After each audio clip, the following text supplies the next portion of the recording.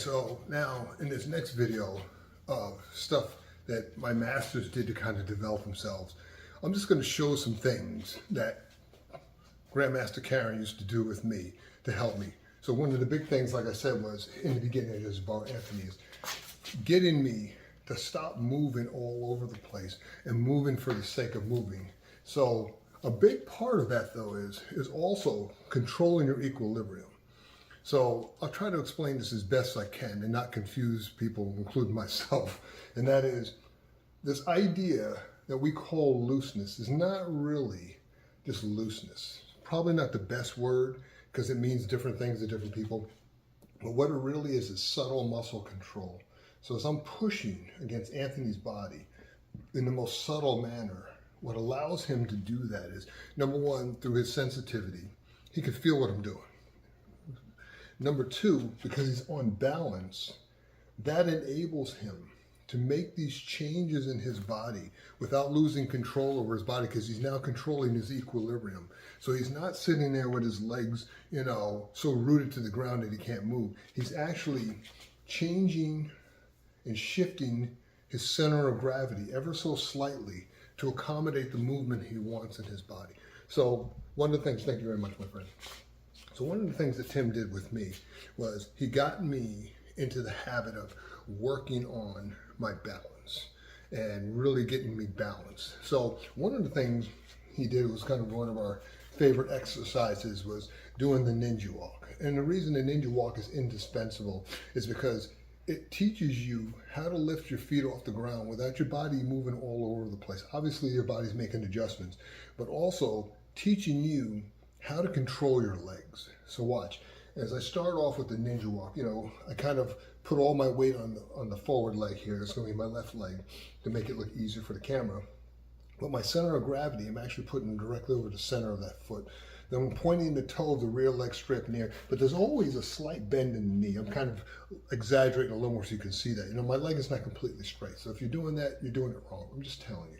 And then I bring my hands up because I don't want my hands on the side, kind of like a tightrope walker, using it as a counterweight, right? Because I want all the concentration to be in here in the hip flexors and in the lower back. And then I lift the foot off the ground, and it's a slight push to get it off the ground, but I try to lift it up as flat from the ground as possible. Then I turn the leg over slightly, and I sink, 1, 2, then I ease the foot forward, 1, 2, then I place the foot on the ground, and then I repeat it with the other leg. Now, for whatever reason, because we're getting older, knee problems from 30 years in the Marine Corps, I get it, right? If you cannot do the sink, don't. Just modify it.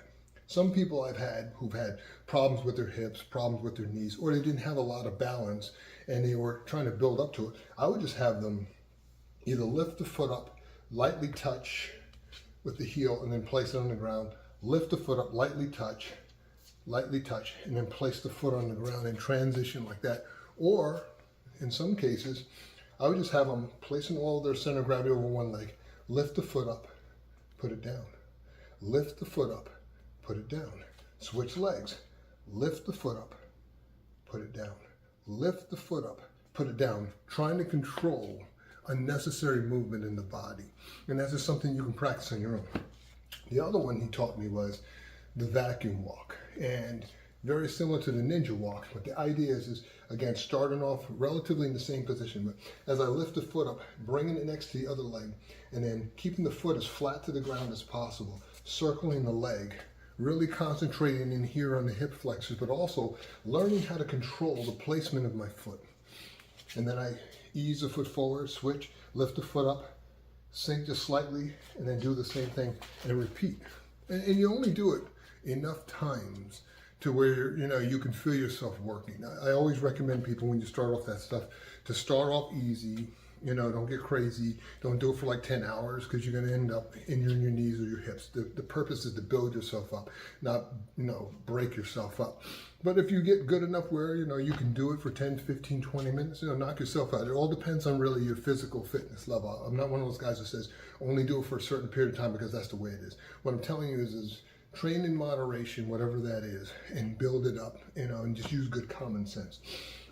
The other thing Tim would do, let's pull this out of the way, is he would do stuff, he liked to use weighted objects And the reason he liked to use a lot of weighted objects is because he understood that when you put a weight in your hand or whatever, or you put it on your body, it changed the way you move.